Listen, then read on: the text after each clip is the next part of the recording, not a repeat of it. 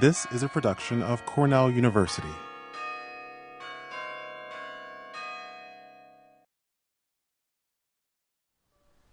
Welcome to the podcast of Mann Library's Chats in the Stack Book Talk series. In today's talk, originally presented at Mann Library on April 22, 2008, Development Sociology Professor Max Pfeffer discusses his new book, Saving Forests, Protecting People, Environmental Conservation in Central America. For decades now, calls to conserve rapidly disappearing forest lands around the world have been urgent, but official programs for forest conservation have been unevenly successful at best.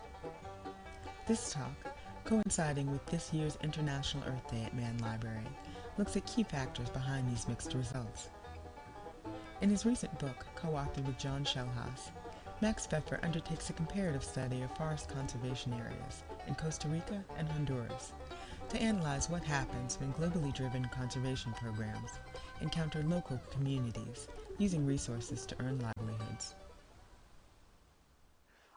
Thanks so much for coming this afternoon. It's really nice to have you all, and I really want to thank Janet for arranging this. This is a really a kind thing to do and a very generous thing, and it's a real pleasure to have this event take place on Earth Day. It seems so nice and appropriate, although it might be nicer to be outside actually this afternoon. You're all really real troopers here.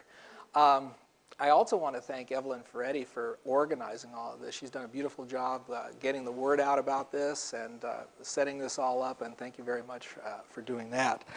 I also want to make sure I acknowledge my co-author, John Schellhaus, who isn't with us today. He is now as senior scientist at the U.S. Forest Service and was here as a senior research associate in the Department of Natural Resources when we started this project. And so one of the things that I've been telling my wife Pilar about in this project as I think back about it was the nice collaboration I had with John, because he's been really a wonderful collaborator. So he's here in spirit today.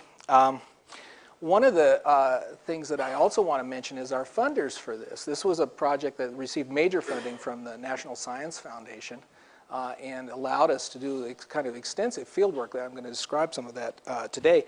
But it all started really with some seed grant money that was provided from here at Cornell, from the Cornell International Institute for Food, Agriculture, and Development. And I was just telling Margaret Smith, it was like one trip where we were trying to get something going on in Honduras, and they said, go down there. And I didn't know what I was going to do down there, but I did something, you know, and it came to this. And so that was a very special type of opportunity. Also, I should mention we had just a lot of collaborators in Central America, in Honduras and Costa Rica. I'm not going to go through the whole list of those, but you know, to pull off a project like this, there has to be so much help.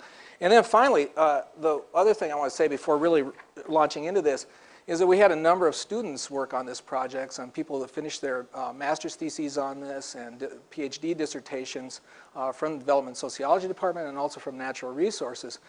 They also, many of them co-authored various peer journal articles that we published, and I think some of those are hanging around back there, and if any of you would like to pick up a copy, please feel free to do so. So let me get down to the topic now. This kind of the way we framed this book was around the whole growth of global environmental concern, worldwide environmental concern. One of the things that we're asserting here, just to get right to kind of the sociological point and kind of the argument we try to make, is that this is a first world cultural model. And what we're talking about here is a model that's not just something very, very fuzzy, but a whole system of logically interconnected ideas about how people should interact with the environment, what our interests are in doing that, and how we frame our interactions with the environment. This is something that's grown through especially since the 1970s on into the present. And it has some behavioral implications. It has some sanctions associated. There's certain values, norms, and obligations in a cultural model that make it something real. It's not just something that we feel good about or we think about, but it has these values, norms, and obligations that kind of constrain people's actions in some important ways. And that's kind of some of what we're going to talk about today and try to demonstrate. So we ask a number of questions in this book, and it has to do with this question of environmental globalization.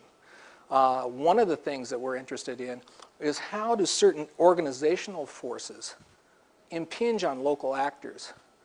And how do those local actors respond to this particular situation? Now, one of the things that we're interested in is these organizational forces is a kind of a concept we refer to in the sociological literature as organizational isomorphism. That's the idea that there's these organizational forms that you find throughout the world. Whether you go to Madagascar, you go to China, you go to Costa Rica, Honduras, Peru, around the world where these conservation efforts are underway, you go there and you arrive and, gosh, people are talking kind of about the same thing. In fact, they're even sometimes using the same terminology. In fact, even the efforts are often organized in the same way. Though these efforts are being taking place in a variety of different cultural settings, different physical settings, environmental settings, and so forth. Isn't that uncanny that you find this kind of thing? And then if you travel around the world and see some of these efforts, you'll be struck by this organizational isomorphism. So the question is how does this happen? Well, it could be just a natural phenomenon, right? There's just a natural way that people interact with the environment, and if we're trying to protect the environment, there's just one way to go. It's just logic, and it's normal, and we just do this business. But we know there's so much variety in the world that it's pretty hard to expect that there's going to be such organizational homogeneity across the world. So where does that come from? One of the things we're interested in are the social carriers that bring this. The social carriers that take a package of ideas, a package of values, norms, and obligations, and take them to a place and start to implement them in some ways. And one of the things we focus on in this book are environmental NGOs. It's kind of the organizational force that's shaping this global environmental concern. Okay. One of the things is after we get from that point, kind of these kind of broad look at environmental globalization, we're interested in a particular organizational intervention, and that's the creation and management of parks. And we are looking at parks as an expression of this kind of global environmentalism. And so what we're arguing in this book is that the creation of parks and these kinds of particular types of conservation efforts are really a globalizing phenomenon. They're bringing kind of a uniform way of behaving and thinking around the world. So let's move on away from the sociology a little bit and talk about the substance of what we're looking at. We're interested in tropical parks and forest conservation. And of course now this is completely in the news right now with global warming and climate change and efforts to protect the environment. And of course tropical forests are central in all of that. They're important major carbon sinks. In fact, we're thinking about different ways to incentivize forest reforestation and so forth to create carbon sinks. Biodiversity protection has been in the discussion for a long time. Watershed protection, the list could go on and on. You know, there's, as I say here, there's over 25,000 conservation sites around the world, and there's about 1,500 parks, and as the numbers are growing. So this is kind of a major phenomenon that's still a small part of the landmass of the world, but it's important, especially for the people in the local areas that are affected by these. So now where are we working? Well, we're working in two places. Costa Rica and Honduras. I'll say a little bit about Honduras in a minute. Let me start with Costa Rica. We're working, this study site that we looked at is down by the Panama border, right in this little area. You see that little notch there, you'll see it on our map. That's the area that we've been working in. This is the La Amistad International Park. This is mislabeled, this map. It's actually an international park. It's a park that's goes between Costa Rica and Panama, and 88% of this park is in Costa Rica. It's about 200,000 hectares in size.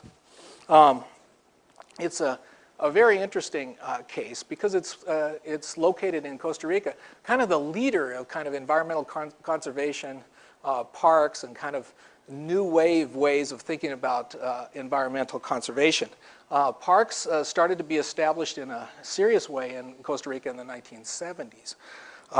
This was kind of an early entry into the kind of conservation movement that we see active today. Costa Rica was a leader in that.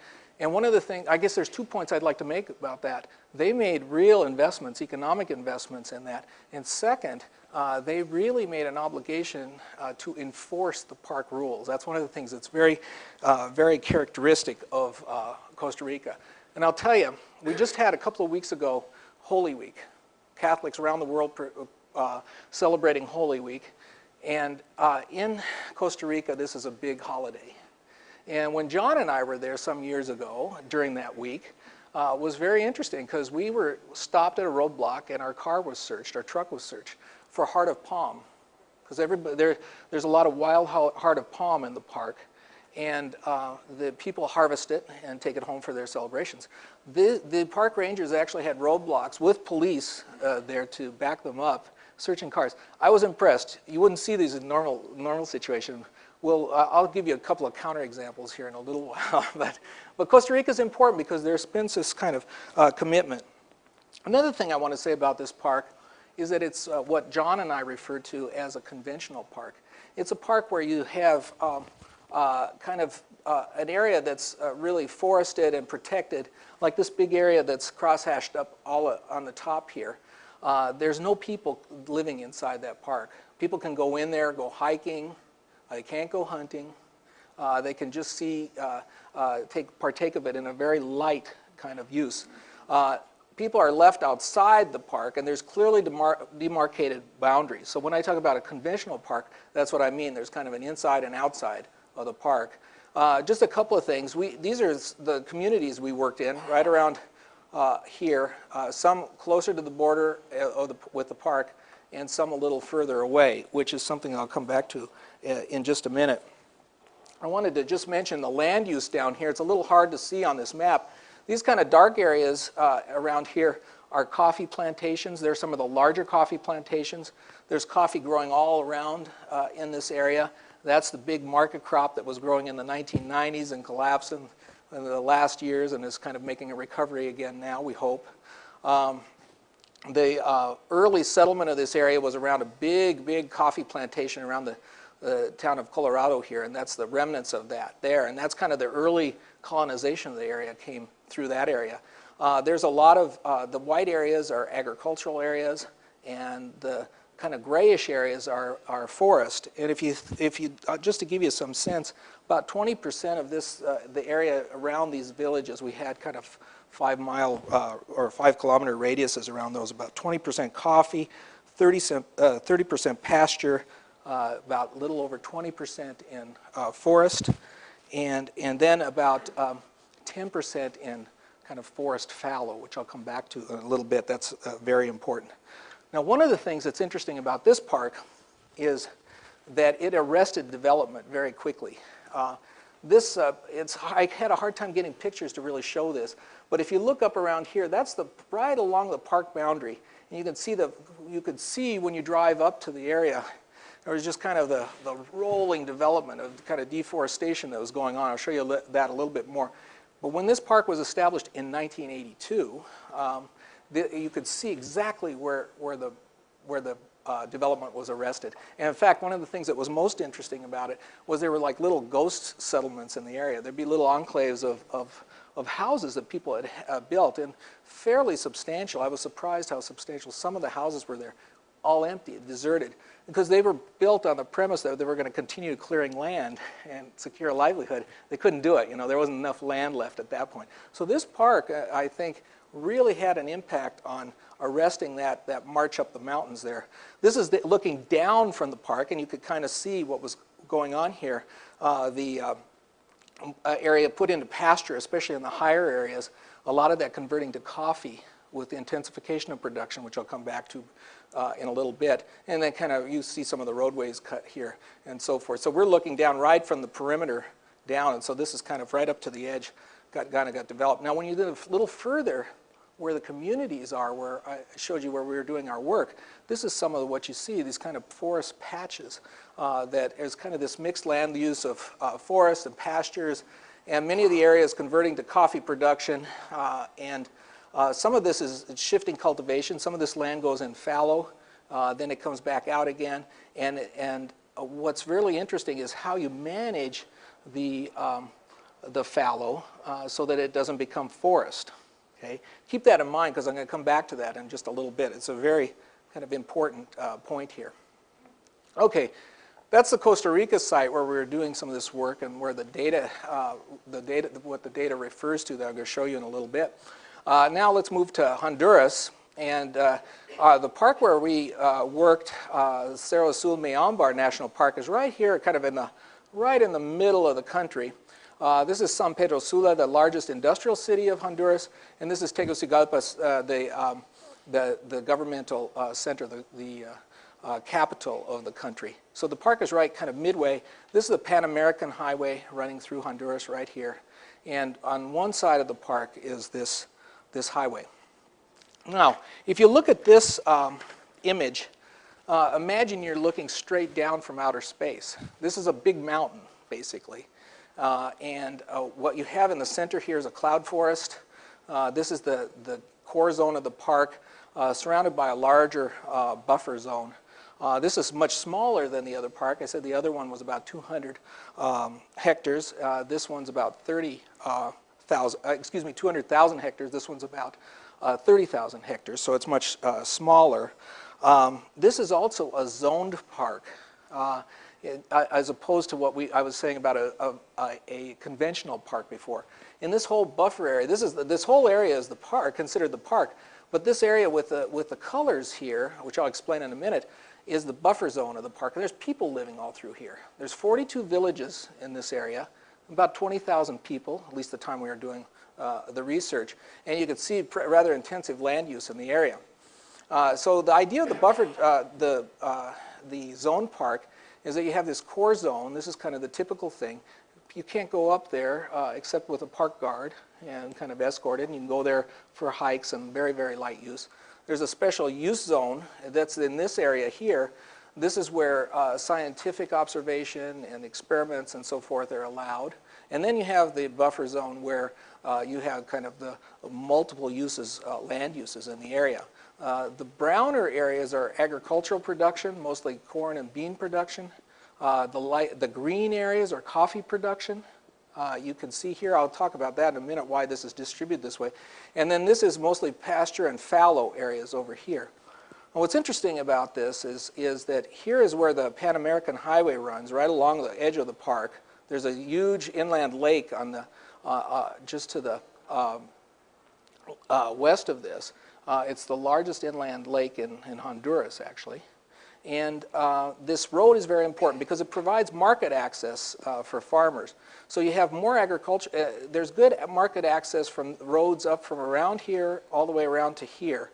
And over here, it's very remote, and it's hard for people to get to the market. This is kind of an important point. You can see the coffee production is just going crazy, and it's really concentrated over in this area, and even kind of spilling over into the central, or the protected areas of the park. In this area, where the buffer zone area of the park, there's about 16% in coffee, about 19% in agriculture, that is corn and bean production, about 30% in forest, and about 30% in fallow. I'll come back to that fallow in just a little bit. I should note that most of these are small producers in these areas, but there's some large producers down in this area, large landholders that come in and bought up the coffee, and that actually spurs the further deforestation for coffee in those areas because the facilities to transport and process coffee are set up in the area, and so it kind of creates kind of a steamroller effect. Well, let me just show you a little bit of images of what's inside this park. You can see now this is inside the buffer zone. This is kind of a typical thing. You have some pasture in this area. This is mostly secondary growth forest in the area, a little bit of livestock. There's not a real lot in the area. This picture is maybe even more typical. You have some kind of area that hasn't been deforested up here because it's actually quite steep and difficult to manage, although it's amazing how on what kind of terrain people plant their crops. You have a milpa over here, kind of corn and bean production in these areas. This is fallow area in the front here. We have some shade coffee growing in this area. And a lot of this is going to shift over time. Some of these areas, like over here, was planted before. This is an area that now has some scrubby regrowth that after a while is going to be burned, and then they'll be planted again in that area. And this will probably be left to go fallow for some number of years. The average time that these fallow pieces of land stay fallow is probably about 10 years in the area.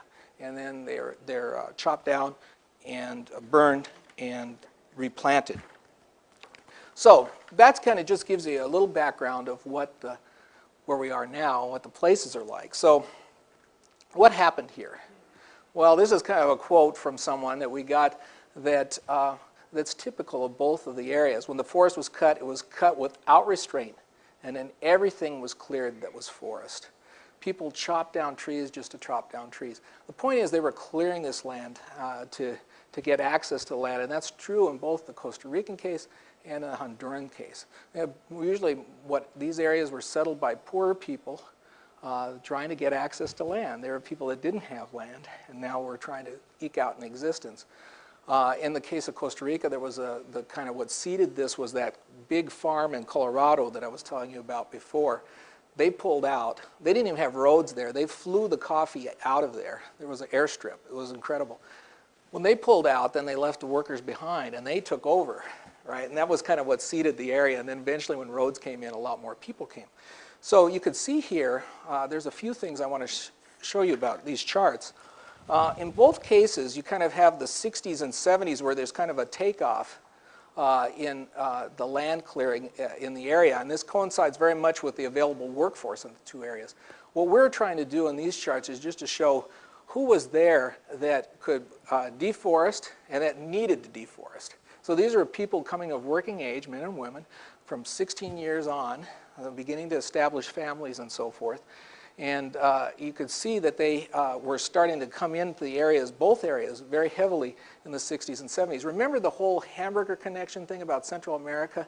That was in the 70s when all that stuff started, all that discussion started. That was preceded kind of by this surge in colonization, these areas opening up to people associated with land reform and kind of the political climate of the time.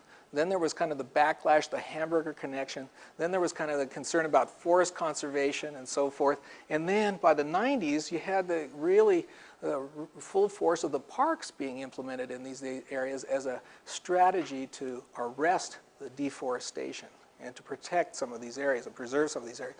And you could kind of see the whole story unfold here. In the case of Costa Rica, the really earliest settlement that we saw in that area was about 1938. And, but when you get out here to the establishment of the park, 1982 is just about the same time as these two lines, these trend lines peak. And then there's less people coming into the area. Or at least coming of working age. The red line is the new arrivals into the area, and the blue line are people that already live there or that are coming of age. So the park had some impact. I mean, it started to reduce kind of the growth of the population in the area. There's still people coming in. You know, this hasn't gone to a negative, right? It's still growing, but it hasn't had that super strong upward trend. And you can see the same thing in Honduras. That park was established a little later, in 1987. That's way over here. And you could see there's a real impact on the area in terms of new people coming in to create livelihoods. Now, one other thing I would say is that the red line and blue lines in these two areas are reversed. And one of the reasons for that is that you have kind of a history of higher fertility, human reproduction in Honduras than in Costa Rica. So Costa Rica was driven more by new arrivals, and Honduras more by the larger families staying and kind of trying to eke out an existence and clear land for themselves. So that's kind of what's going on in this chart, and this, I think, tells a lot about the whole history of what we're talking about and how that unfolded. Now, just quickly to say something, that there was some effect of this park. If you just look at the total size of the land holdings of people who reached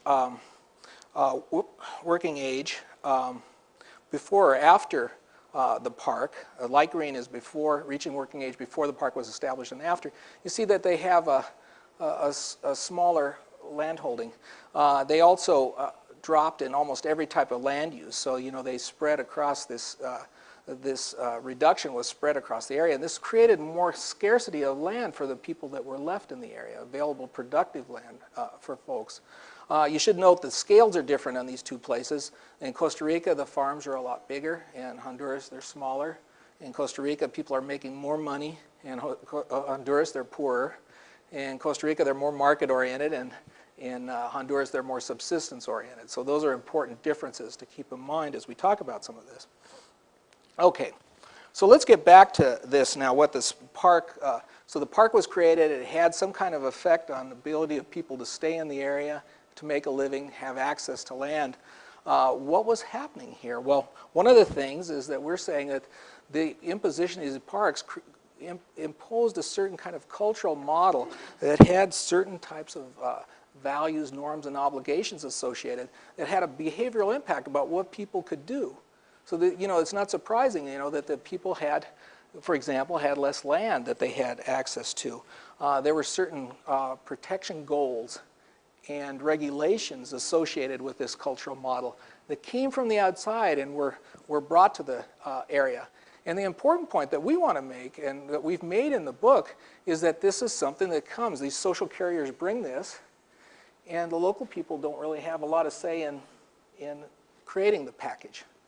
Now, there's a lot of participation when these things get started up, and there's a lot of town meetings and so forth, to tell people what's going to happen to them and what's going to happen when this park is created. It's not to say how the park's imposed, right, or created, and the regulations are agreed. So this is what we're looking at in the book to some extent. To what extent is there a confrontation between this kind of global protection model that all of us want to protect the environment, all of us here want to protect the environment, and the people that are there that also want to protect the environment, but they also want to make and need to make a living, right? So this is kind of the thing. And the question on the bottom there, are there irreconcilable obligations? I mean, if you want to protect the environment, is that irreconcilable with the need of the people to protect their livelihood, right? Basic question. One of the things that I think that if I want to cut to the chase about what we try to show in this book is that it's not necessarily irreconcilable. That local people welcome this global environmental model, whatever form it takes, in a particular area, and then they begin to shape it. They don't destroy it, but they shape it in a way. At the end, it has a different shape. It looks a little different than it did when it arrived. And it has a particular local flavor because people are shaping it to their own needs in their own locality to try to kind of accommodate this legitimate concern with protecting the environment, but the equally legitimate concern of protecting their livelihoods. So one of the things that we did was we started to talk to people and find out what they're doing. Now, I'm presenting you some survey results. I should tell you, we did a lot of field work for this project, and we spent extensive time doing key informant interviews with people around the different villages and the park agencies and so forth and so on. And then we also spent about a month in each park living in the villages, conducting qualitative interviews, kind of extensive interviews to kind of get an idea of what people are thinking about. And then finally, based on that, we did these rather large surveys to see whether our qualitative data really matched what people were telling us in the surveys. And, I think that that's kind of how we built the whole thing. And a lot of these statements are stuff we heard in the qualitative interviews. So we said, well, let's check it out. We keep hearing this over and over again. So we heard this stuff. And what we were struck by was like, look at this, 9 out of 10 people. Usually, when you see something like this, as a sociologist and this kind of data, you look at it and say, this is just junk. Look at what I got. They all say the same thing. There's no variation here. I don't have anything to analyze.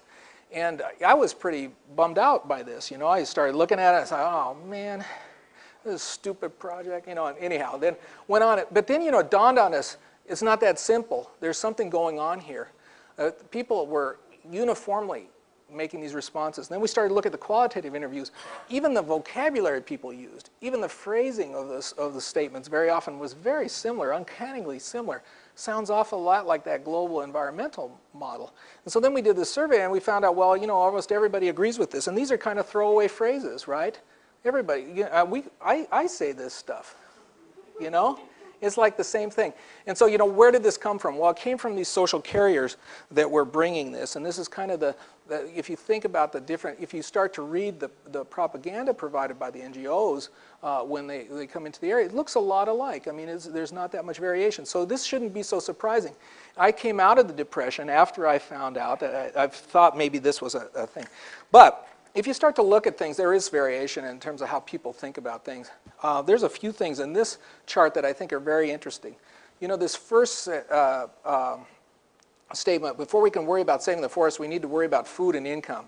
Look, a lot of people agree with that. And even more agreed in the poorer place, Honduras, where they're really concerned about that. That kind of makes sense. Very few people, relatively few people, said the most important thing concerning trees is to make money from them. So there wasn't this kind of commercial orientation. There was more of a subsistence orientation. It's important to produce food. More important to produce food than to leave the land and forest, right? That's what people were thinking. It wasn't that they wanted to just kind of cut this down and make a lot of money, right? I think this is kind of an important point. 2 points is kind of this kind of subsistence orientation versus a commercial orientation.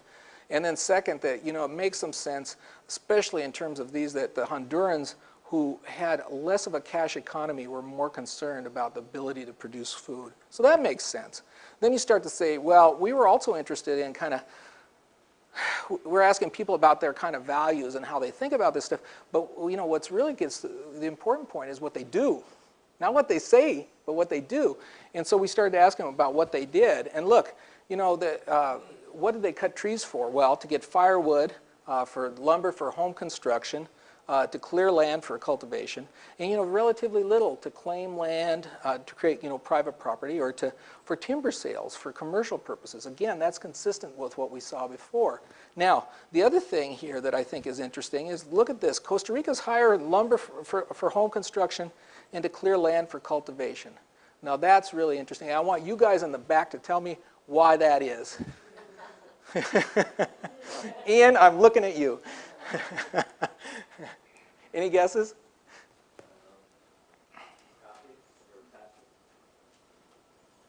You're close, but who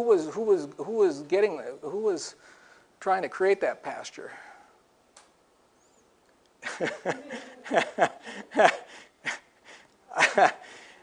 Sorry, I didn't mean to put him on the spot. I'm teasing. He was down there in this same area.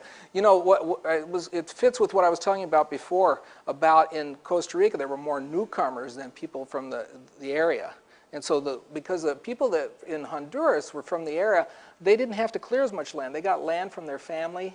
And they accumulated that way or worked the family land. In Costa Rica, there were a lot of newcomers. They had to claim land. They had to clear land to get it. So it makes sense. And they had to create their own houses. So there's some consistency in all of this. Now, back to this thing about the scarcity. Okay, so you have this expanding land mass. You're deforesting the area, and all of a sudden it's stopped. And the people are still coming, right? And so that means over time there's less land per person. And so one of the things that people have to do is try to make better use of their land. They have to intensify the production. This is a coffee nursery, and this is what was going on in the area. It was booming coffee. This is what we saw all around the world, right?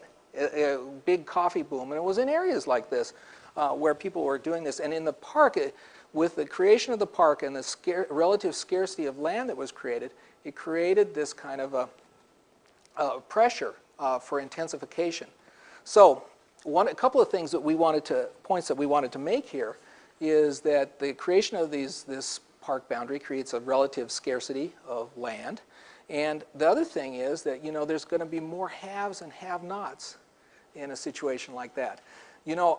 Somebody that didn't have much to begin with, it's hard to catch up when all of a sudden there's nothing more to get, right? Before there was kind of the growing of the forest was an equalizing factor, yeah.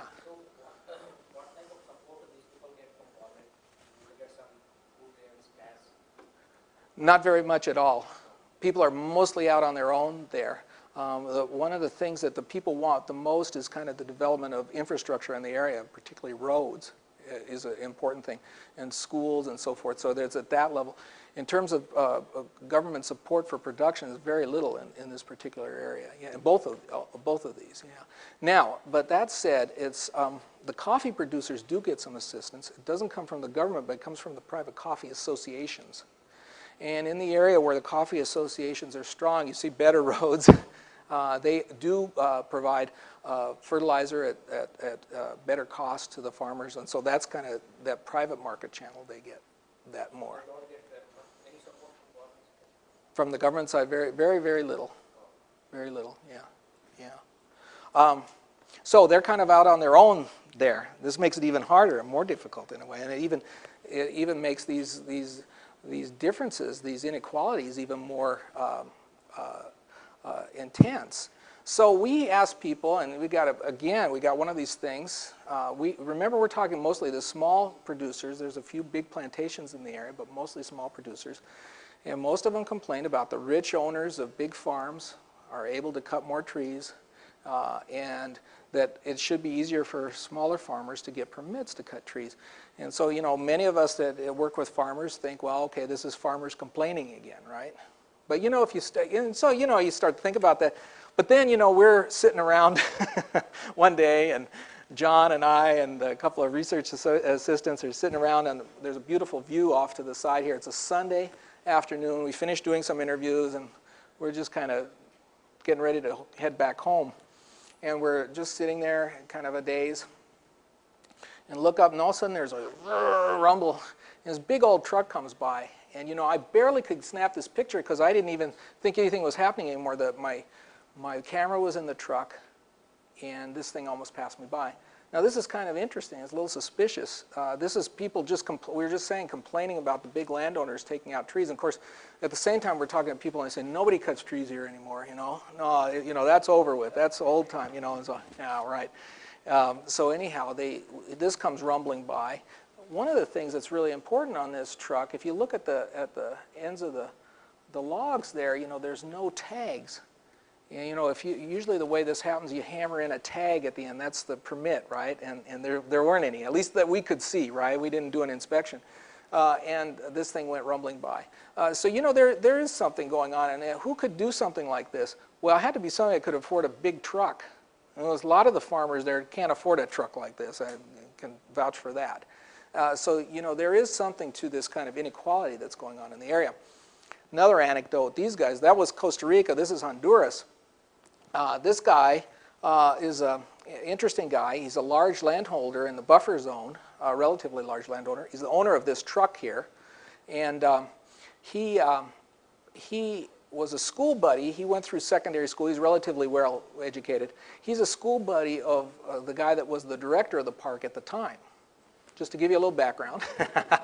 And then these are guys that work for him. And so if you look here, these tires are real muddy, right? This big old truck was stuck. And we're up one day driving up a road that, barely, I don't know how they were driving with that truck. We had a little truck, and we were going up the road, and we come upon this thing. And, this is one of those things where you can't make any moves or anything, and you can't go backwards. It's really hard. And so we come upon this truck, and it's stuck. In fact, the back wheels were down to the axle in mud. And so we were, oh, crap, what are we going to do now? And we had the head of the park guards with us, and he had his radio, which was on, by the way. I'll come back to that in a minute. We got out, and we started talking to these guys, and everybody, of course, knows everyone else, and except for the gringos, and so we got introduced and everything, and so we start figuring out what are we going to do here, and I'm thinking, oh, crap, I'm going to be here for like a week, It's like, I'm never going to, and plus I'm not backing this truck out of here because I'm scared, but so we start talking a little while, and so anyhow, then after a while, these guys grab a winch out of the truck, and they hook it up to one of the trees up above. And then we pull that truck up a little bit, raises the axle up a little bit, and then this guy with the cowboy hat goes in the back of the truck, and he pulls out a great big old chainsaw, right? Cuts down a tree, and then he was masterful. He cut some planks right there in front of us. It was great watching him do this. The little detail that's important here is that chainsaws are not allowed in the park, and especially not that big of ones, right? Because this is a way to control the cutting in the area. But these guys had this, and they were definitely in the park. There's no doubt about it. And in fact, we were close even to the upper zones of the park, so that made it a little more suspicious than that. But it was interesting, and the whole while the chainsaw is going, the park guard's radio is going, you know, it was on and everything, and he called in to say we were held up or something. And but there was never any mention made of the chainsaw, and you know, we kind of drove away, and there was just kind of quiet and never got mentioned again. So you know, there's some interesting dynamics there in terms of the differences in who has access to the resources and who doesn't. So there's definitely something there. Now, the other thing that we were interested in is the extent to which that you start to have this kind of park model imposed upon people, and then some consequences arising from that in the sense of the kind of constriction of access to resources. And isn't there possibly some growing awareness of people's, of inequality, of social inequality, even broader social inequality? And could this create some kind of basis for people to begin to say, look, this has to change somehow. We need a better deal here. We need more access to resources and opportunities somehow. Well, this is a response that we got that was most typical in Honduras, but also we got a little bit in Costa Rica. They declared it as a park zone to purify the air that they themselves breathe, they being kind of the global environmentalists, right? But without realizing the damage that they are doing to the communities. If they don't create sources of work, more clearly there'll be a more serious social problem in the country. That much is clear. This is kind of interesting. And, you know, and I think you start to put this together a little bit. We didn't see any big revolutionary social movement in this area, but we did see people drawing attention to this. This is El Cajon Reservoir in just outside the park. This produces, this is a hydroelectric plant, produces, or at least at that time, produced 85% of the electricity of Honduras. This is very important. About 20% of the water for this reservoir comes from the actual park. And so this is interesting. And then you have one more additional fact that's important, is that most of the villages where we did this work didn't have electricity. And so at the same time, there was this kind of park management, protecting the land, protecting the watershed, et cetera, and people didn't have access. And people start, you know, we got this from people. You know, people are starting to draw attention to this. You know, it's like there's a little something wrong here. You guys all come, and you know, and they saw us as like kind of park guys. You know, you guys come, you talk about this. The most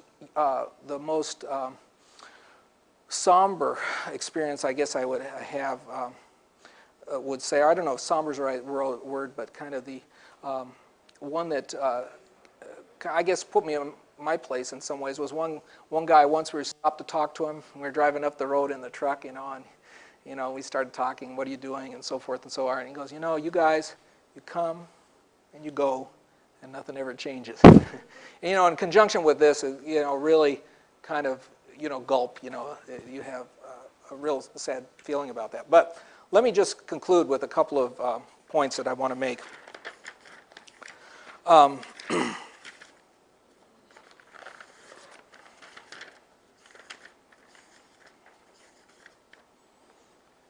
Well, first of all, let me say that the concerns that people expressed about protecting the environment were like people worldwide. And what we're suggesting here is not that people's expression of these concerns was insincere. To the contrary, we don't believe that at all.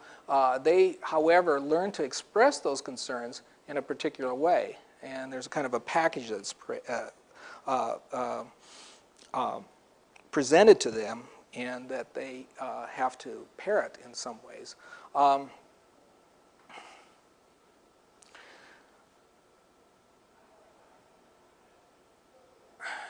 And I think the other thing I want to say is that these things are imposed from outside, and that's that the second thing is that they kind of are imposed on people, and they're not, they don't have their roots in the rural, in the local areas. And so you kind of start to have these kind of messages that we see all over the world that are planted in a specific context, in a place with a particular context and particular interests and particular needs.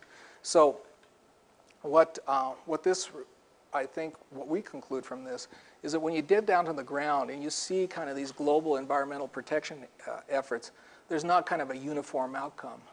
People are shaping these to their own needs, and they're trying to balance the kind of global environmental protection agenda with their own local agenda, as I've tried to say, and I think they do this in some creative ways.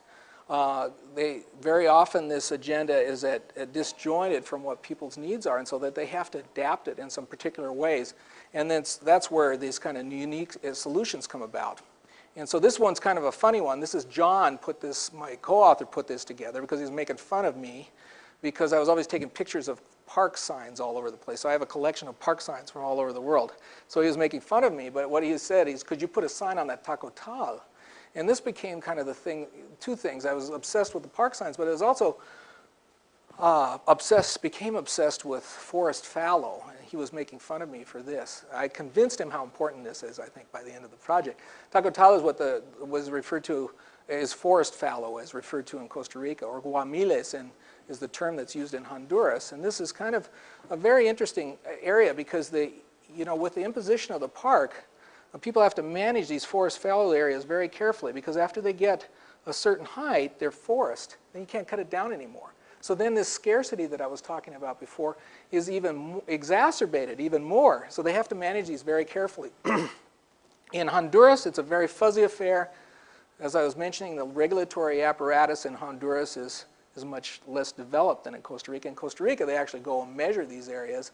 They look at a certain area, and then they count the number of trees of a certain diameter, and then you decide whether that's forest or fallow, right? And so there's actually a way to do this. And in Costa Rica, at one point, they really started enforcing this.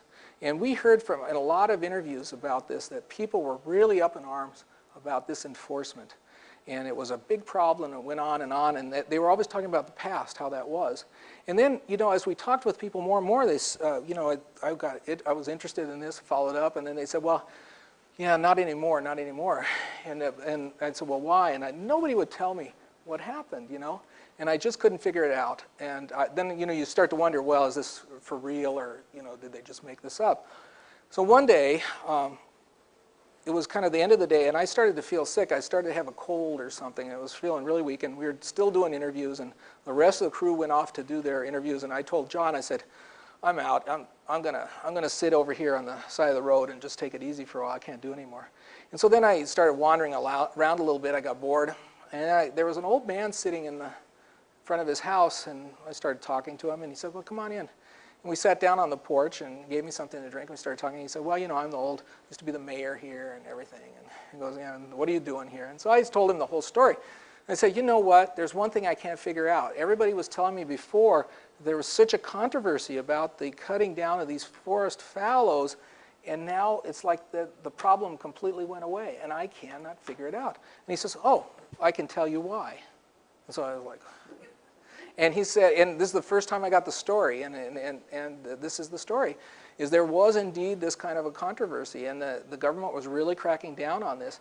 And what happened one day is all the farmers went out to the areas that they wanted to cultivate, but that were being contested by the government, and they all cut the same day, the same morning, went down and cut those down. And it was kind of like in your face, are you going to come and arrest us or not? And of course the government didn't want to do this with the whole thing. And now there's kind of they're respecting this rule, but they've protected the land that they had available to them to cultivate, and they're keeping it cut lower and don't let it go so long.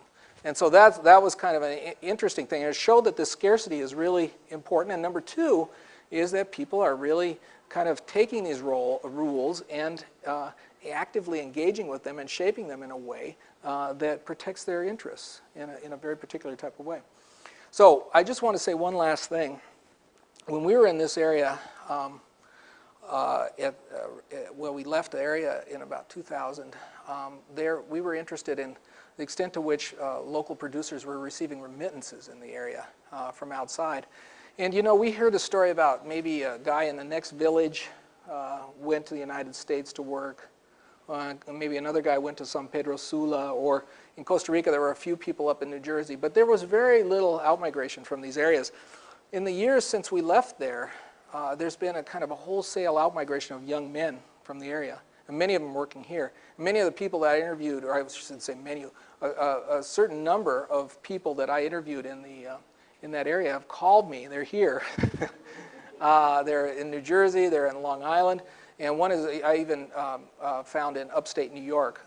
They came as undocumented workers and are trying to eke out an existence. It's really interesting how fast that turned around. I'm just stunned by this, I really am, and because there was so little. They say, the reports I'm getting from these guys is that the areas are just empty, have been emptied of young men, because they're all up here working.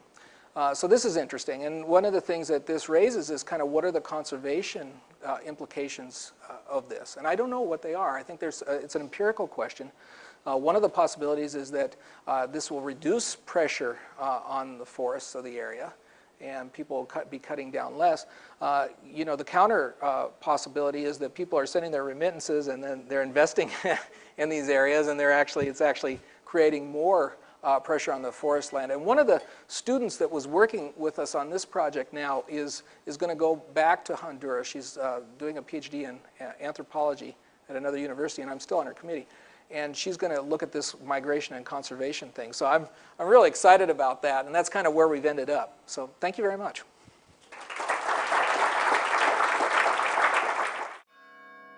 This has been a production of Cornell University. On the web at cornell.edu.